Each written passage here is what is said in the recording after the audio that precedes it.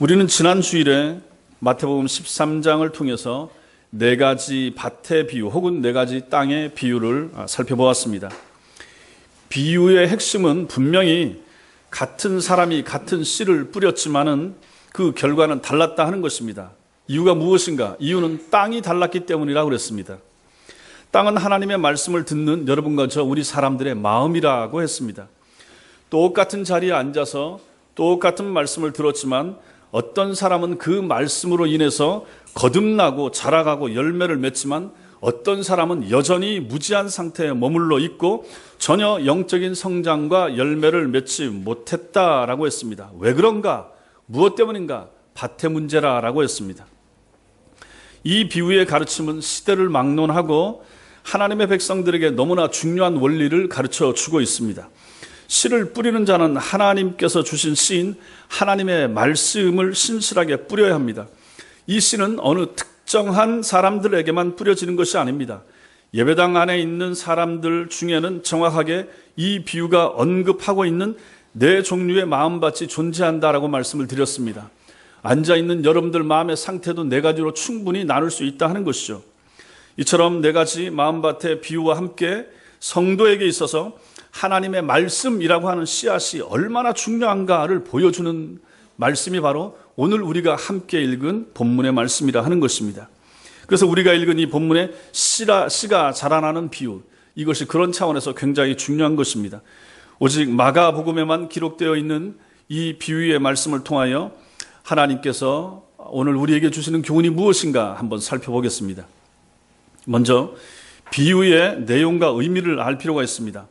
마가복음 지금 이 앞부분 4장 1절부터 20절까지는 지난주에 우리가 살펴보았던 마태복음 13장 내용과 똑같은 본문이 됩니다.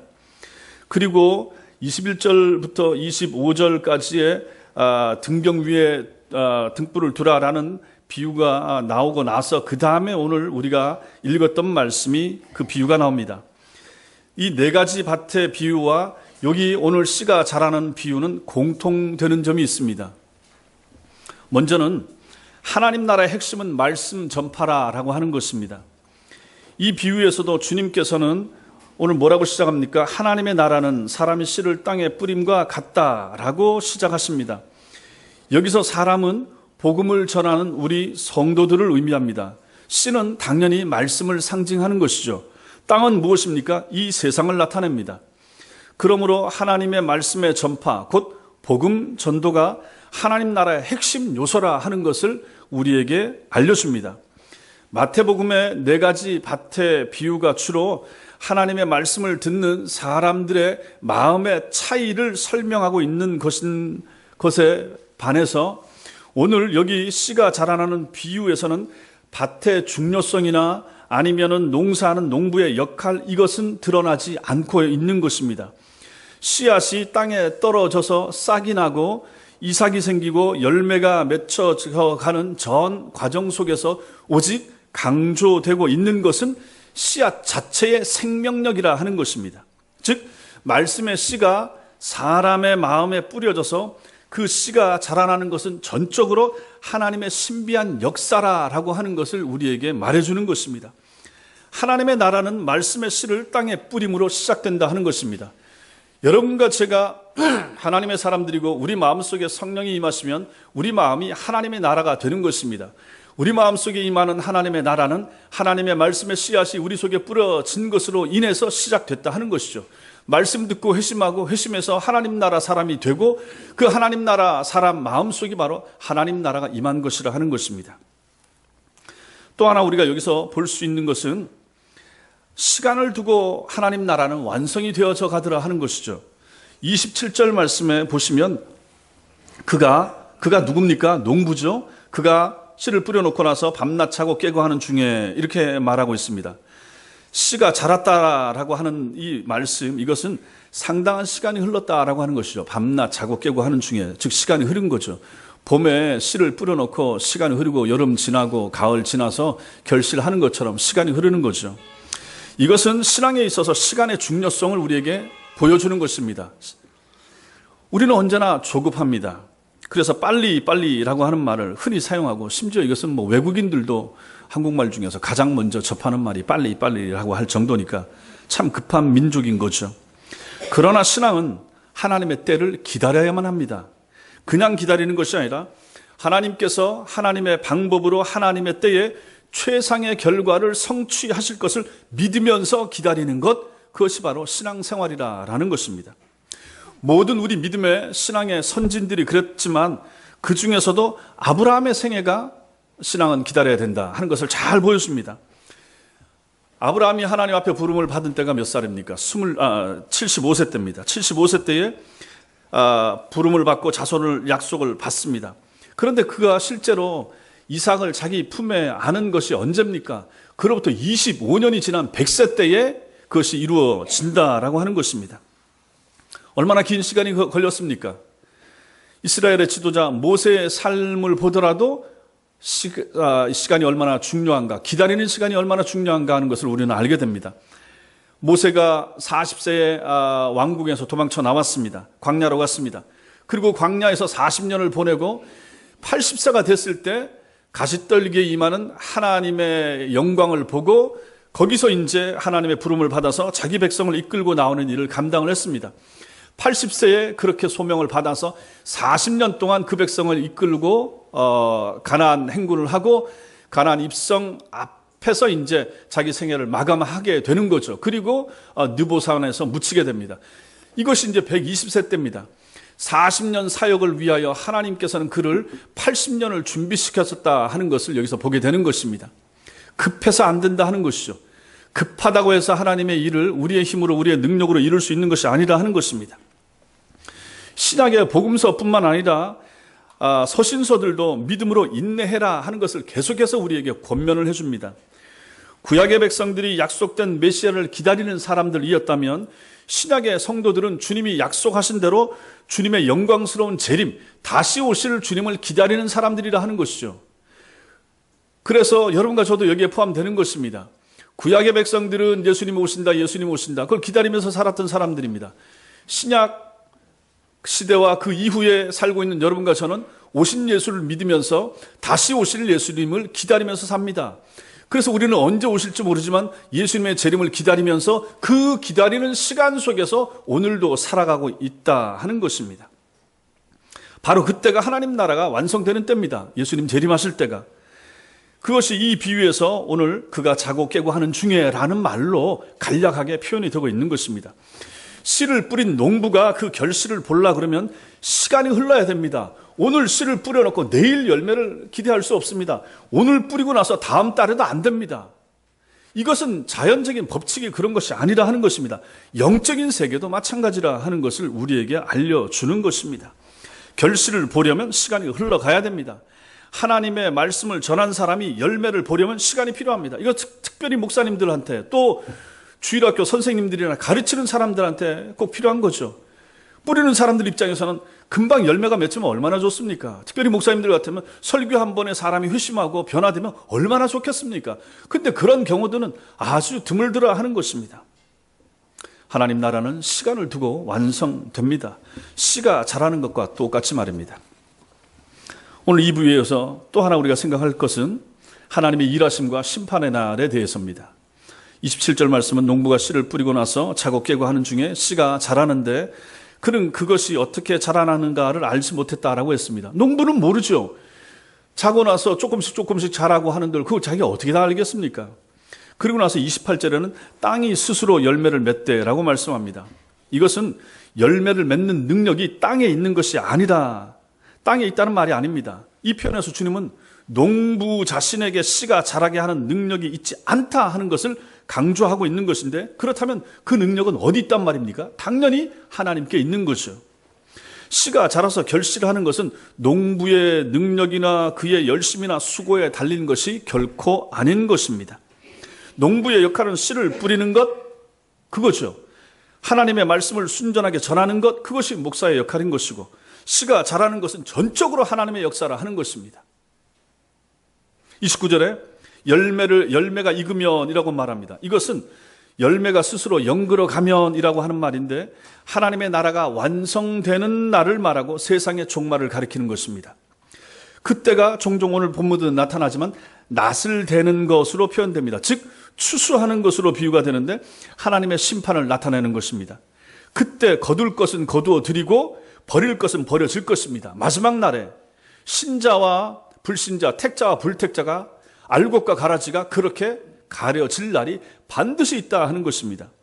28절에 말씀하신 대로 그때는 처음에는 싹으로 시작하지만 이삭이 되고 그 다음에 이삭의 충실한 곡식이 되는 때입니다. 이것은 다른 씨가 아니라 참된 씨앗이기 때문에 일어나는 일이라는 사실을 놓쳐서는 안 됩니다. 가짜 씨는 열매를 맺지 못합니다. 참된 씨앗만이 오직 열매를 맺게 되고 추수날을 기다리게 되는 거죠. 복음의 씨만이 하나님 나라의 성취를 가져오게 되는 것입니다. 바른 말씀이 전파되는 곳에 회심과 중생의 역사가 나타난다 하는 것을 말하는 것입니다.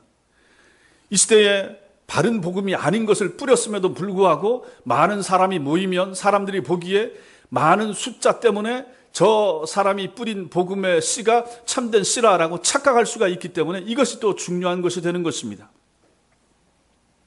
바른 말씀이 전파되는 곳에서만 참된 회심과 참된 중생의 역사가 일어날 것이고 그들이 하나님 나라 백성으로 수확되는 일이 있을 것이라 하는 것입니다. 많은 사람이 있다고 해서 그 많은 사람들이 마지막 날 추수 때에 전부 다 수확되어져서 하나님 나라 창고에 거두어져 들여져 가는 것이 아니다 하는 것입니다. 여기서 우리는 하나 지상의 교회들이 가지고 있는 오류를 오늘 말씀에 비춰서 생각해 볼 필요가 있습니다. 마태복음 13장의 네 가지 종류의 밭의 비유와 오늘 성경에 이 씨가 자라는 비유에 대한 바른 그런 차원에서의 바른 이해가 필요합니다. 때로 이 말씀의 의미를 제대로 알지 못하면 여기서 오해가 나오고 오류와 착각이 생기게 되고 이것이 교회 안에 들어올 수 있게 되는 것입니다. 먼저는 교회 안에 나타나게 되는 오류가 무엇인가? 씨를 바꾸려고 하는 시도가 생길 수 있다 하는 것입니다. 이 두 비유, 마태복음 13장의 비유와 이 네 가지 밭의 비유와 오늘 씨가 자라는 이 비유가 강조하는 것은 뭡니까?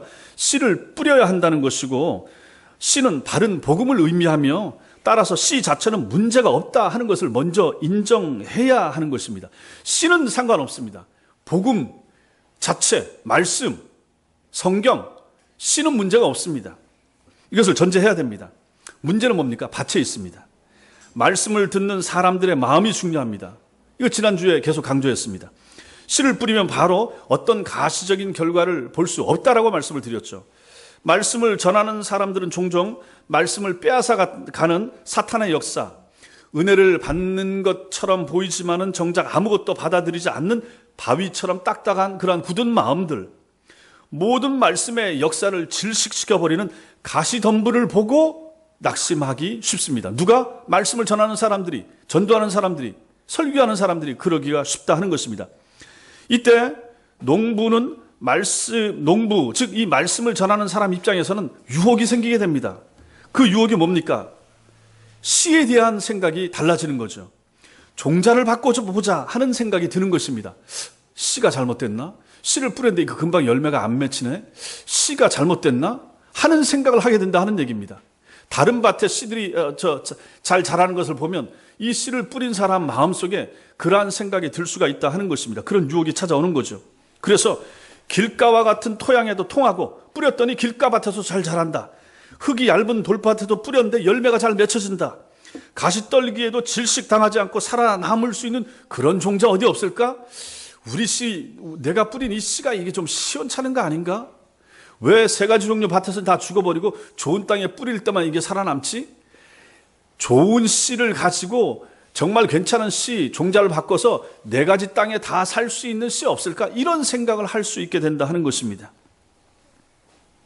그래서 그런 종자를 찾아보려고 하는 거죠. 오직 복음, 오직 성경만이 아니라 더 많은 사람에게 어필될 수 있는 새로운 뭔가를 찾고자 하는 것이 사람들 마음속에, 설교자 마음속에 있을 수가 있다 하는 것입니다. 목사님들 마음속에 생길 수가 있는 거죠. 요즘 형태로 말하면 유전자 변형을 시도하려고 하는 마음이 생길 수 있다 하는 것입니다. 열매만 많이 맺힐 수 있다면, 열매만 속성으로 자랄 수만 있다 그러면 복음의 씨앗을 다른 종자로 바꿔볼 마음도 생기는 것입니다. 이것을 가지고 오늘날 우리 시대에 적용을 하면 이게 뭐가 되겠습니까? 이게 바로 거짓 복음이고 유사 복음이며 물탄 복음이 되는 것입니다. 바울 사도가 우리가 수요일마다 보는 갈라디아서에서 말한 것처럼 갈라디아 1장 9절에서 만일 그런 복음을 전한다 그러면 천사라 할지라도 저주를 받을 것이라고 강력하게 말했던 그 잘못된 복음, 거짓 복음을 말하는 것입니다.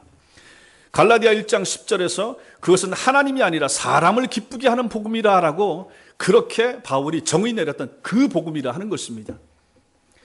사람이 좋아하는 복음, 사람 마음에 혹한 복음, 입에 단 복음, 귀에 들리기에 좋은 복음, 형통의 복음, 기쁨만 얘기하는 복음, 많은 사람들에게 어필되는 복음, 길가밭이든지 딱딱한 석회밭 위의 땅이든지 가시덤불이든지 어디든지 통할 수 있는 그러한 복음의 씨앗, 그 종자 없을까라고 찾는 사람에게 통할 수 있는 것, 그것이 바로 유사복음이고 거짓복음이라 하는 것입니다.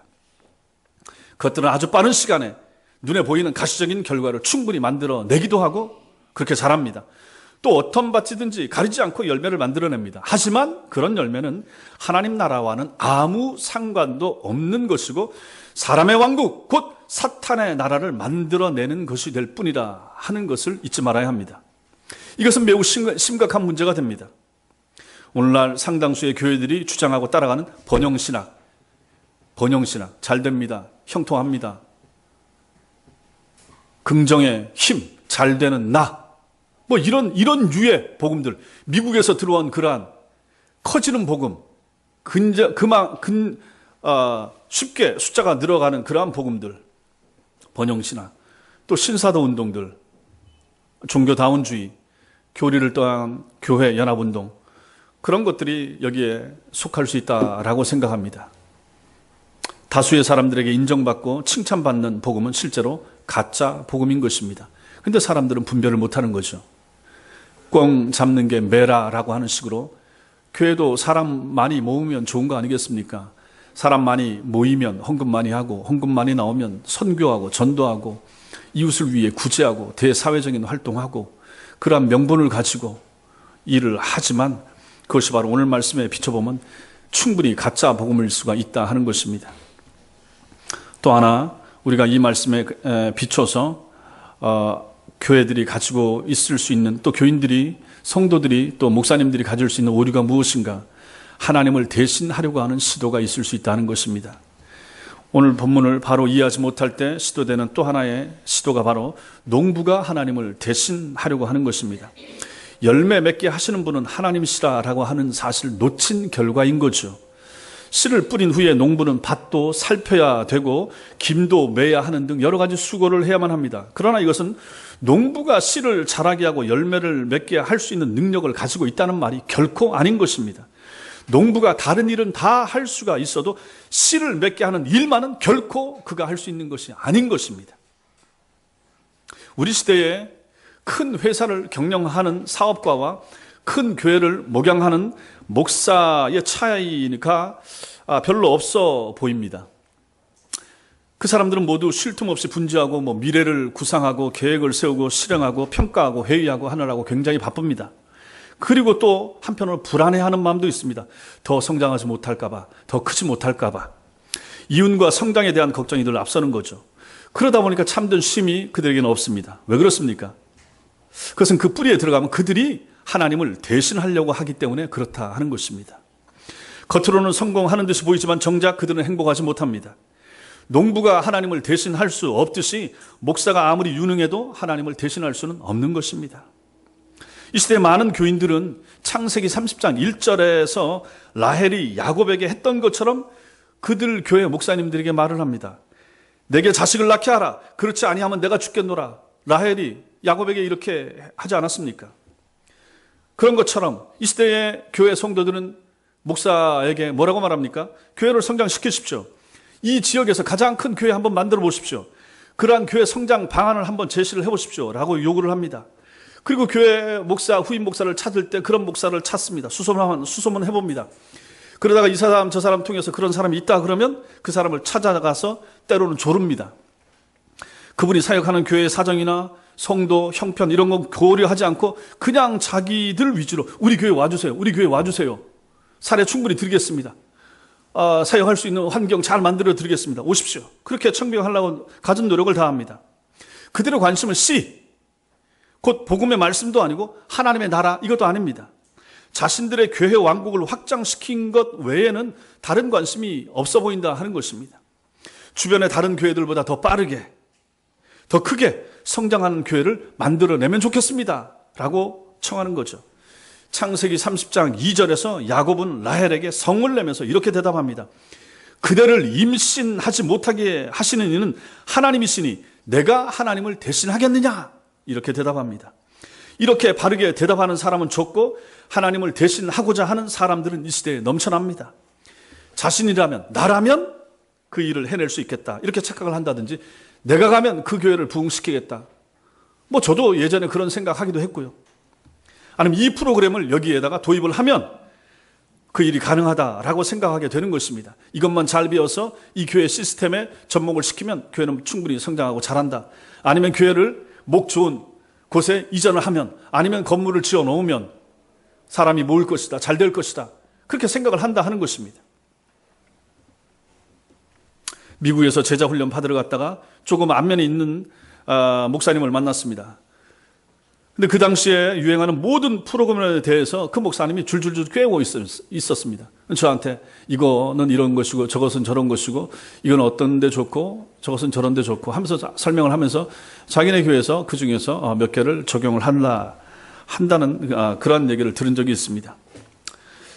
자, 이런 식으로 되게 되면은 교회는 거룩함을 추구하는 대신 부흥이라고 하는, 부흥으로 불리는 거죠. 참된 부흥도 아니고 부흥으로 불리는 양적 성장을 추구하게 된다 하는 것입니다. 우리는 이러한 많은 시도의 결과들을 지금 한국교회 현실에서 경험을 하고 있는 거죠. 그래서 요즘 툭하면 신문, 기독교 개통신문 보면 어느 교회가 지어놨다가 부도가 나가지고 하나님의 교회 팔렸네, 무슨 구원파 교회 팔렸네 하는 것들이 심심치 않게 보여지고 있는 것입니다. 지금도 경매에 들어가 있는 교회들이 많고요. 그런 교회들이 다 잘못됐다기보다는 추구하는 방향들이 이런 식으로 추구를 하다가 결국은 그것을 감당치 못하고 이렇게 되는 것이 아닌가 하는 것입니다. 그것이 한국교회 현기적 현실이 아닌가. 오늘날 여러분 한국교회를 출석하는 성도들에게 한번 물어보십시오. 좀 규모가 있는 교회 성도들한테 물어보십시오. 당신네 교회 부흥의 비결이 무엇입니까? 당신네 교회가 커진 비결이 무엇입니까? 물어보십시오. 하나같이 많은 경우에 대부분이 그럴 거라고 생각합니다. 담임 목사에게 공을 돌립니다.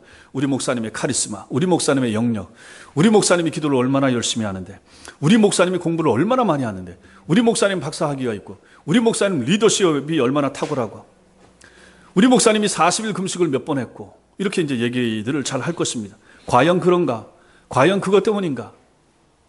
과연 그런 것들로 인해서 교회가 성장하고 자라가는가? 사람들은 많이 모일 수 있는데 그 많은 모인 사람들의 수가 하나님의 진정한 부흥으로 인한 그 모임인가? 정말로 회심한, 정말로 하나님 앞에서 거듭난 성도들이 그렇게 많이 모여서 그 교회를 이루고 있는가를 한번 살펴볼 필요가 있다 하는 것입니다. 하나님을 대신하려고 하는 시도는 멈춰야 되는 것입니다. 특별히 목사들이 그런 시도를 멈춰야 되는 거죠. 내가 하면 할 수 있다, 내가 무엇을 할 수 있다라고 하는 생각. 또 성도들도 목사에게 그런 부분을 기대하는 거죠. CEO적인 능력을 가진 그러한 탁월한 목사를 추구하고 찾아가고, 그래서 그러한 목사가 있으면 교회가 될 것 같은 그런 것들은 전부 다 여기 나타나는 것처럼 농부가 씨를 뿌리고 씨를 자라게 하고 이삭을 나게 하고 열매 맺게 하는 것까지 다 농부의 역할과 책임이라고 생각하는 것과 똑같은 어리석음이라고 하는 것입니다. 우리는 분명히 농부가 할 일은 하지만은 궁극적으로 바람을 불게 하고 햇빛을 보내시고 비를 주시고 그래서 자라게 하시고 마지막에 열매 맺게 하시고 폭풍이 태풍이 오지 않게 하시고 기근이 들지 않게 하시고 그래서 마지막 날 추수 때 열매 맺게 하시는 분은 궁극적으로 하나님이 하신다라고 하는 것을 우리는 자연현상을 통해서는 알면서 하나님의 교회라고 하는 영적인 공동체에서는 이것을 적용하고자 하는 생각을 못한다 하는 것입니다. 특히 이제 저 같은 목사들이 이제 거기에 많이 해당되고 성도들도 마찬가지인데 이러한 하나님을 대신하려고 하는 시도를 멈춰야 된다 하는 것입니다. 또 하나는 아까도 말씀드렸지만 기다리지 않는 태도가 잘못된 것입니다. 예수님의 이 두 가지 비유에서 지상교회가 고쳐야 할 또 하나의 오류 혹은 부족함, 이것은 바로 조급함입니다. 조급함. 한국교회 복음 전파의 역사는 어떤 나라의 교회 역사에서도 찾아볼 수 없을 만큼의 고속 성장을 보여주었습니다. 하나님의 축복이 분명히 있었다라고 평가할 수 있습니다. 물론 이렇게 크게 빨리 성장한 것을 반드시 부흥, 하나님이 복 주어 주심, 모든 경우에 다 그렇게 말할 수는 없지만 말입니다. 그러나 그 역할을 하나님이 아닌 인간이 대신하려고 할 때 그것은 불신앙의 태도로 나타나는 것입니다. 그 불신앙, 그것은 바로 기다리지 않는 태도가 되는 것입니다. 출애굽기 14장 13절 14절 여기에 보면 홍해, 출애굽에서 나와서 홍해 앞에 서 있는, 그리고 뒤에는 바로의 군대가 쫓아오는 그 사이에 지금 끼어 있는 이스라엘 백성들의 모습이 나옵니다. 그때 그 이스라엘 백성들이 모세를 향해서 원망하고 분노합니다. 그래서 그 이스라엘 백성에게 모세가 하는 말이 기록되어 있습니다. 너희는 두려워하지 말고 가만히 서서 여호와께서 오늘 너희를 위하여 행하시는 구원을 보라. 너희가 오늘 본 애굽 사람을 영원히 다시 보지 아니하리라. 여호와께서 너희를 위하여 싸우시리니 너희는 가만히 있을지니라. 이렇게 말씀하고 있습니다. 가만히 있으라. 가만히 있으라. 호들갑 떨지 말고 가만히 있으라. 지금 가만히 있을 상황이 아닌 거예요. 앞에는 바다가 있고 뒤에는 적군이 쫓아오는데 죽을 것 같은데 여기서 어떻게 가만히 있겠습니까? 그런데 모세는 하나님 앞에서 가만히 있으라 이렇게 말합니다. 우리는 가만히 있는 것을 배우지 못했습니다. 가만히 있으라는 요구는 하나님께서 행하시는 역사를 기다리라 하는 것입니다. 농부가 씨를 잘 뿌렸다면 그 사람은 기다릴 수 있어야 됩니다. 농부의 염려와 조급함이 열매를 만들어내는 것이 아니라 하는 것입니다. 사도 바울은 로마서 8장 24절에서 우리가 소망으로 구원을 얻었음에 보이는 소망이 소망이 아니니 보는 것을 누가 바라리요? 만일 우리가 보지 못하는 것을 바라면 참음으로 기다릴지니라 이렇게 말씀했습니다. 소망 안에서 참는 것이 성경적인 믿음입니다. 하나님 나라 언제 임할지 모릅니다. 예수 재림 언제 임할지 모릅니다. 그러나 분명히 있다. 그럼 우리는 기다려야 됩니다. 우리를 향하신 하나님의 뜻과 섭리 어떤 식으로 어떻게 나타날지 모르지만 기다리셔야 됩니다. 물론 기도하면서 인내하면서 기다려야 됩니다. 믿음 없이 기다리는 것은 아무 소용이 없고요. 믿음 가지고 신앙 안에서 성경 펴놓고 읽으면서 기도하면서 기다릴 수 있어야 됩니다. 기도하셨습니까? 기다리십시오. 금방 어떤 해결책이 답이 안 나옵니까? 기다리십시오. 하나님이 기다리라라고 하십니다. 모든 형편은 하나님의 손 안에 있습니다. 오늘날 한국교회는 하나님께서 주시는 열매를 기다리지 못했기 때문에 사람이 만들어낸 거짓 열매들을 보면서 성령의 역사로 착각하는 경우가 얼마나 많은가. 총동원 전도주일 여러 가지 온갖 사람을 끌어모으는 방법들 다 동원해서 연예인도 강대상에 세우고 별별 수단을 다 써서 북치고 장구쳐서 사람 모아서 채워놓고 나서 하나님이 허락하신 부흥이라 그 사람들이 낸 돈 가지고 건물 지어놓고 하나님이 하셨습니다 라고 말하는 경우가 얼마나 많은가. 모든 경우가 다 여기에 해당된다고 말하는 경우는 그것은 아니지만 어쨌든 많은 경우에 사람들이 인위적으로 그렇게 노력하고 애쓰고 힘쓰고 끌어 모아놓고 하나님이 하셨습니다 라고 말하는, 그러나 하나님 편에서 정말로 봤을 때는 참된 부흥과 참된 성장이 아닐 수 있는 그러한 일들이 얼마나 한국교회 안에 많은가 하는 것입니다. 사랑하는 성도 여러분, 마태복음 13장과 오늘 본문의 비유는 우리 성도들과 교회를 향한 하나님의 격려와 위로로 받을 수 있는 그런 말씀이 되는 것입니다. 하나님의 격려를 받는 사람들은 낙심하지 않고 계속해서 씨를 뿌릴 수 있는 힘을 얻게 되는 것입니다. 씨를 뿌리고 나서 하나님의 역사가 있기를 기다려야 합니다. 이 세상에서 우리가 열매를 다 확인하게 되는 것도 실제로는 아닌 것이죠.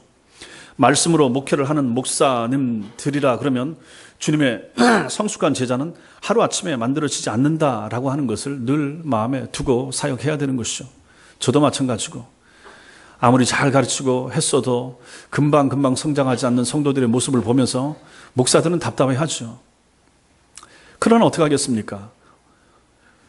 목사가 성도를 키우는 것이 아니라라고 하는 거죠. 오늘 말씀이 우리에게 알려주는 것처럼 바른 말씀을 뿌리고 가르치고 전했으면 기다려야 됩니다. 잘하게 하시는 분은 하나님이십니다. 하나님의 성령께서 하신다 하는 것입니다. 당장에 어떤 결과가 없어 보이는 현실로 인해서 씨를 뿌리는 것을 중단해서도 안 될 것입니다. 아무리 뿌리고 바르게 가르치고 했는데도 성장이 더디다, 힘들다. 특히 교육주의 목회를 하고자 하는 목사님들이 이런 어려움에 봉착되기도 합니다. 이렇게 애를 쓰고 이렇게 바르게 잘 하는데 이렇게 내가 하나님 앞에서 신실하고 내 것 탐하지 아니하고 하나님 나라를 위해서 애를 쓰고 많이 하는데 주님 왜 이렇게 성장이 없습니까? 더딥니까? 그런 답답함이 있을 수가 있는 거죠. 물론 모든 경우가 다 그렇게 성실하게 바르게 잘 하는데도 성장이 안 나타난다라고 말하기는 어렵지만 어쨌든 목사가 바르게 전했다 하면 기다려야 되는 거죠. 기다려야 되는 거죠. 참 기다리는 것이 힘듭니다. 제 얘기도 말씀드렸지만 잠실에서 교회를 개척하고 1년 반이 됐는데 한 사람도 등록이 안 되는 거죠. 오지도 않고 너무 힘든 거죠. 매주 봤던 사람 몇 명 되지도 않는 그 얼굴을 또 보는 것이 나중에는 시간이 흐르니까 그 성도들한테 미안하더라고요. 내가 무능해서 교회가 성장하지 않고 교회가 성장하지 않으니까 성도들 보기가 힘들고 주일날 교회 문 열고 들어오는 성도들 보는 것이 죄송스럽고 막 그런 마음까지 들었습니다. 그럼에도 불구하고 기다려야 합니다. 기다려야 합니다. 그것이 바로 하나님이 하시는 일이고 하나님이 하셔야 될 분야이기 때문에 그렇다라고 하는 것입니다. 개혁주의 복음의 씨를 중단하지 말고 계속 뿌려야 됩니다. 여러분도 마찬가지입니다. 우리 교회는 왜 잘 성장하지 않지? 우리 목사님 좀 무능하나? 목사님 좀 게으른가? 목사님이 전하는 메시지가 좀 잘못됐나? 충분히 그런 생각할 수가 있습니다. 제가 전하는 것이 다 바르고 옳고 다 확실하고 그렇지는 또 않을 것입니다. 그럼에도 불구하고 그런 생각을 하지 않는 것이 합당할 것이고 하나님 앞에서 더디지만 나도 자라야 되고 우리 성도들도 함께 자라갈 것이다. 하나님이 하신다. 하나님이 성도를 자라게 하신다. 하나님이 교회를 키워가신다. 그렇게 생각하시고 믿으셔야 됩니다. 오늘 이 본문 27절 말씀을 가지고 미국의 존 메가더 목사님은 목사가 하나님의 말씀을 잘 전했으면 그는 잠을 잘 잘 수 있어야 된다라고 설교를 했습니다. 그래서 이 말씀이 참 제게도 위로가 됩니다. 27절에 그가 밤낮 자고 깨고 하는 중에 씨가 나서 자라되 그가 농부죠. 그가 목사 아닙니까? 목사가 씨를 뿌렸으면 밤낮 자고 깨고 하는 중에 자야죠. 잘 자야죠. 푹 자야지. 힘들고 어려워도 오늘따라 또 유난히 또 여러분들이 결석하고 빠지셨는데 그럼 또 마음이 좀 막 무너지고 좀 답답하고 그렇잖아요. 오늘 밤에 또 막 이 생각 저 생각 많이 드는데 그래도 자야죠. 하나님 키워주시옵소서. 잠자게 해주옵소서. 잘 자야죠. 하나님께서 키워주신다 하는 믿음이 또 제게도 필요한 것입니다. 씨를 뿌리고 나서도 잠을 자지 못하고 노심초사해야만 한다. 그러면 그것은 하나님의 일을 자기가 하려고 하는 그런 불신앙일 것입니다. 이것은 우리 모든 사역자들에게 큰 위로와 격려가 되는 말씀입니다. 그래서 목사들의 목사로 불리는 스코틀랜드의 윌리엄 스틸이라고 하는 목사님은 이렇게 말씀했습니다. 여기 붙여놓은 말씀이 되는 거죠. 강단에 설 때마다 나는 영원까지 지속될 어떤 일이 회중 가운데 시작될 거라는 사실을 굳게 믿습니다. 여러분들에게 뿌려진, 여러분 속에 뿌려진 그 씨앗이 지금 당장은 어떤 열매가 안 나타나고 다음 주에 어떤 확실한 뭐가 안 나타나고 그런다 할지라도 기다려야 된다 하는 것입니다. 하나님이 하실 것이기 때문에 여기서 씨앗이 떨어져서 여기서 회심해서 오늘 제 설교를 듣고 회심한 하나님의 백성이 회심했다 그러면 이 사람은 어디까지 이어집니까? 천당까지 이어지는 거죠. 여기서 회심하여 하나님 나라까지 연결된다. 목사들은 사실 이걸 보고 사역하는 사람 아니겠습니까? 여기에 소망을 두는 거죠. 그래야 그것이 참되고 바른 사역자가 되는 것이고 이 일을 누가 하는가? 하나님께서 하신다. 목사가 할 일은 씨를 뿌리는 것이다. 우리 교회 성도들이 할 일은 씨를 뿌리는 일이다. 바른 씨앗을 뿌리는 것이다. 짝퉁 씨앗이나 유전자 변형 씨앗이 아닌 바르게 된 오직 순수한 그러나 사람들은 싫어할 수 있는 그런 참되고 바른 씨앗을 뿌리는 것, 그것이 바로 이 시대에 있는 여러분과 제가 특별히 개혁주의 교회를 다니고 있고 추구하는 교회에 있는 성도들이 할 일은 바로 그것이라 하는 것입니다. 물타기 해서는 안 되는 것입니다. 제가 예전에는 주스를 참 좋아했었는데 지금은 이제 잘 마시지 말라고 옆에서 자꾸 그래가지고 안 마시는데 주스를 마시다가 실망하는 때가 있습니다. 그건 뭡니까? 마시고 봤는데 맛이 이상해요. 봤더니 이거 50%라고 했어요. 이거 어디 음식점이나 뷔페나 이런 데 가도 100%와 50%는 맛이 금방 차이가 나는 거예요. 50%짜리는 실망스럽습니다. 맛을 다 아는데. 마찬가지입니다. 복음도 마찬가지입니다. 100%짜리 복음을 바르게 뿌리는 것이 필요하죠. 근데 복음은 100%짜리가 맛이 없어요. 현미 같아. 꺼끌꺼끌해. 잘 안 먹으려고 그래. 아이들을 또 싫어해. 좋은 거라고 밥에다가 홍 집어넣고 하면 아이들 골라내고 싫어내잖아요. 지 몸엔 좋은데 안 먹으려고 그러는 거예요. 제가 봤을 때 개혁주의 복음이 이렇다. 싫어하는데 그래서 자꾸만 다른 거 좀 섞어주세요. 다른 것처럼 해주세요. 아니면 불려주세요. 아니면 섞어서 우리도 혼합밥 만들어서 먹읍시다. 이런 시도들이 있을 수 있는데 안 된다 하는 것입니다. 저도 그러한 유혹에 들지만은 또 안 됩니다. 혹시 제가 그렇게 하려고 하면 여러분들이 막아주셔야 되고 여러분들이 그런 얘기하면 저는 단호하게 잘라야 되고 그게 뭐길래요, 목사님? 그럼 목사님이 하는 게 그게 다 100% 맞습니까? 그건 저도 100% 맞다라고 확신을 못하지만 7, 8% 확신을 가지고 가고 있기 때문에 따라오셔야 된다 하는 것입니다. 그게 바로 개혁주의 복음이고 개혁주의 교회가 추구하는 그런 신앙의 모습이 되는 것입니다. 우리가 뿌린 씨의 열매를 다 확인할 수가 없습니다. 그래서 기다려야 됩니다. 이 기다림은 이 세상의 시간까지도 포함되지만 더 궁극적으로는 하나님 앞에서 이 세상에서 이 모든 일이 다 드러나게 될 때까지를 말하는 것입니다. 열매가 이 세상에서 우리 눈에 보여질 수도 있지만 안 보일 수도 있습니다. 제가 죽은 다음에 제가 뿌렸던 설교의 씨앗이 여러분들 가운데, 우리 아이들 가운데 나타날 수도 있는 것입니다. 그럼 그 열매를 언제 보겠습니까? 제가 먼저 천국에 가서 나중에 천당에 올 제가 가르쳤던 그러한 아이들이나 이러한 사람들을 통해서 그 열매를 비로소 그제서야 보게 될 것이라 하는 것입니다. 그러므로 인내하고 기다려야 되는 거죠. 이 인내는 제 인생 끝에도 다 결정이 되지 않을 것이다, 드러나지 않을 것이다 하는 것입니다. 그래서 이게 힘들지만 그럼에도 불구하고 하나님이 그것을 우리에게 원하고 계시다 하는 것입니다. 그때야 하나님 나라에서 우리는 하나님께서 씨를 뿌리는 우리의 수고를, 나의 수고를, 여러분과 저의 수고를 하나도 헛되게 만들지 않으셨다 하는 것을 비로소 그때야 깨닫게 될 것입니다. 그래서 이사야서 55장 11절 말씀은 내 입에서 나가는 말도 이와 같이 헛되이 내게로 되돌아오지 아니하고 나의 기뻐하는 뜻을 이루며 내가 보낸 일에 형통함이니라 라고 말했던 것입니다. 잘 뿌려진 복음의 씨는 결코 헛되지 않습니다. 저도 바른 복음을 잘 뿌려서 전해야 되고 여러분도 여러분들이 받은 복음의 씨앗을 여러분 마음에 잘 간직하고 자녀들에게 가르치시고 주위에 있는 사람들에게 전도할 때 전해야 되는 것입니다. 번영신학으로 전하지 마시고 예수 믿으면 무조건 잘 되고 병 다 낫고 이런 식으로 전하지 마시고 환상 보고 입신하고 이런 식으로 전하지 마시고 지금도 하나님의 계시가 계속됩니다. 지금도 이 시대에도 하나님의 뜻이 나타납니다. 성령을 부르고 가라 할 수 있습니다. 이렇게 말도 안 되는 신학에 여러분들이 귀를 기울이지 마시고 서창동에서 5년 동안 여러분의 심령 속에 뿌려진 씨는 결코 헛되지 않았다라고 저는 생각합니다. 저의 무능함과 게으름이 있을 수가 있지만 그럼에도 불구하고 하나님께서 일하시는 이 일에 대해서는 잘못이 없다 하는 것입니다. 잠깐일지라도 그 복음의 씨가 심겨졌다 그러면 그것도 결코 헛되지 않을 것입니다. 우리 교회 출석하다가 나가신 분들이 그들이 받았고 들었던 말씀이 그들 마음속에 살아있다 그러면 어느 교회에 가든지 거기서도 또 바른 성도로 자랄 것이다. 거기서도 또 하나님이 역사하시면 분별하게 될 날이 올 것이다. 저는 그렇게 생각합니다. 여기에 저와 여러분의 소망이 있는 것입니다. 모든 씨 뿌리는 자들을 위한 하나님의 위로와 격려가 여기에 있는 거죠.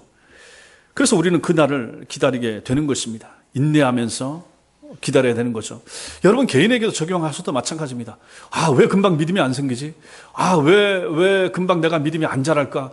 내가 여기 교회 6개월 나왔는데 아니면 1년 나왔는데 3년째 다니고 있는데 내가 별로 성장한 것 같지 않다. 그런 생각이 들 수도 있습니다. 그래도 기다리셔야 됩니다.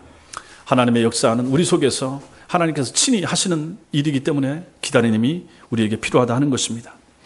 모든 것을 보게 될 날을 믿음으로 기다려야 됩니다. 천국에서 깰 때에 우리는 그 모든 열매를 비로소 거기서 확인하게 될 것입니다. 그러므로 낙심하지 말고 힘을 얻어서 우리는 때들을 얻든지 못 얻든지 신실하게 하나님의 복음을 전해야 됩니다. 그러므로 저는 바르게 전할 책임이 너무너무 큰 막중한 책임이 있고 여러분들은 저에게서 배운 바르게 배운 복음, 다른 데서 듣고 배운 복음 말고요. 다른 데서 듣고 배운 복음이 잘못됐다고 말하는 것은 아니고 여기서 저와 같이 듣고 배운 것에 대한 확신을 가진 바른 복음을 여러분들의 마음속에 굳게 간직하셔야 되고 이것을 가지고 여러분도 전할 수 있어야 된다 하는 것입니다. 그러한 마음과 믿음이 우리를 흔들림 없이 만들어줄 수 있는 힘이 되기 때문에 그런 것입니다. 그러므로 개혁주의 교회는 기다려야 됩니다. 인내하면서 참으셔야 됩니다. 나 자신의 성장이 더뎌도 마찬가지고 교회의 성장이 좀 더디다 한다 할지라도 다른 시스템이나 누구에게 탓을 한다든지 심지어 목사에게까지 탓을 할 필요는 없는 것입니다. 바른 말씀이 전해진다라고 하는 것에 대한 확신만 있다 그러면 하나님이 하신다. 이 교회는 하나님의 교회다. 하나님이 통치하시고 다스리시고 하나님께서 성장시키실 것이다 라고 하는 그런 믿음이 여러분과 저에게 필요한 것입니다. 이러한 은혜가, 이러한 믿음이 여러분과 저에게 있으시기를 주님의 이름으로 축원합니다. 기도하겠습니다.